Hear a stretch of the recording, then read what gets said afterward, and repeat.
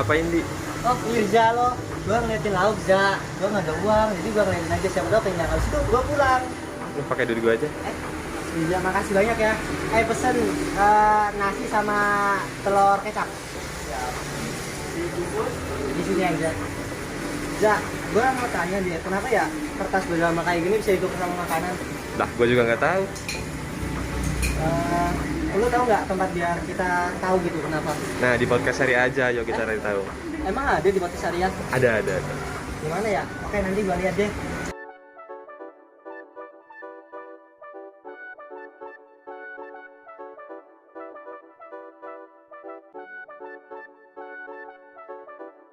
Assalamualaikum warahmatullahi wabarakatuh. Halo Sobat Syariah, hai, ketemu lagi dengan aku Felicia dalam podcast Syariah.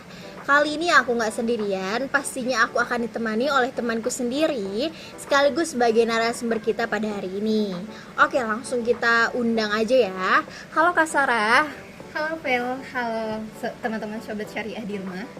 Gimana nih Kak kabar dan perasaan hari ini? Oke, jadi alhamdulillah kabar aku hari ini baik, Vel. Alhamdulillah. Oh iya Kak, hari ini tuh kita mau bahas topik apa sih? Oke, jadi hari ini aku mau bahas topik mengenai teori uang dalam perspektif Islam.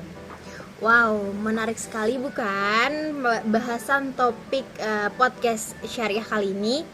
Oke, memang uang dalam perspektif Islam itu seperti apa sih Kak?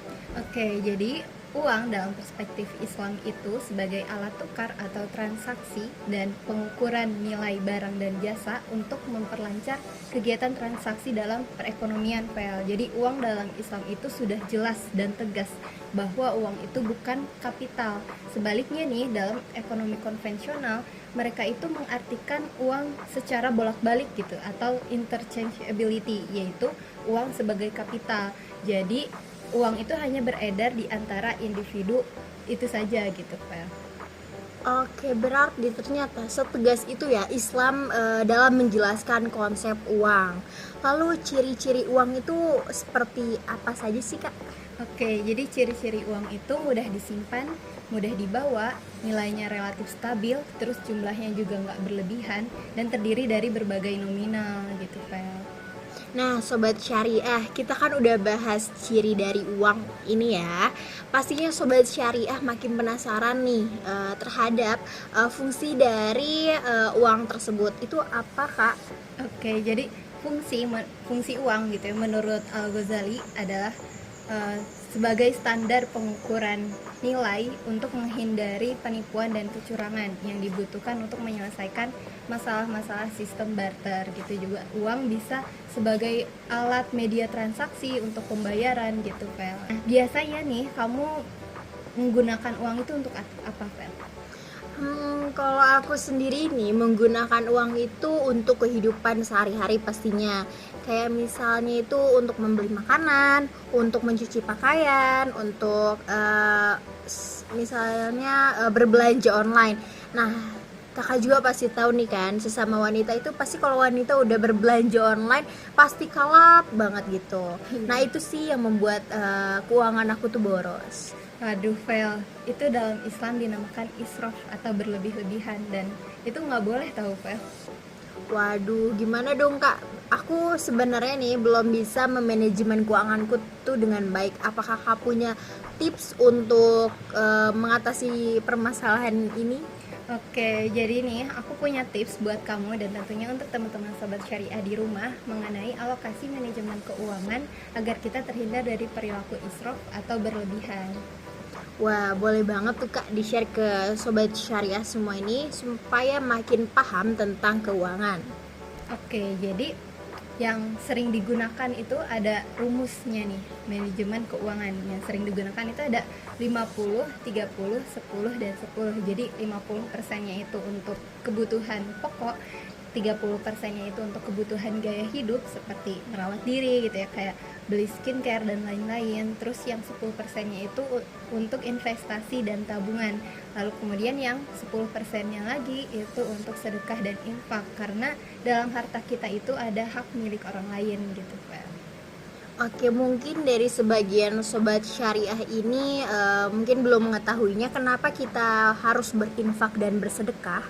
Oke, jadi dalam Islam uang itu tidak boleh ditimbun dan tidak boleh hanya beredar di orang-orang kaya saja. Jadi kita diwajibkan untuk infak dan sedekah sesuai dengan firman Allah dalam Quran surat Al-Hasr ayat 7 yang potongan bunyi ayatnya itu la kaila dulatan bainal agniya iminkum. Jadi uang itu gak boleh beredar di antara orang-orang kaya saja gitu, Fel.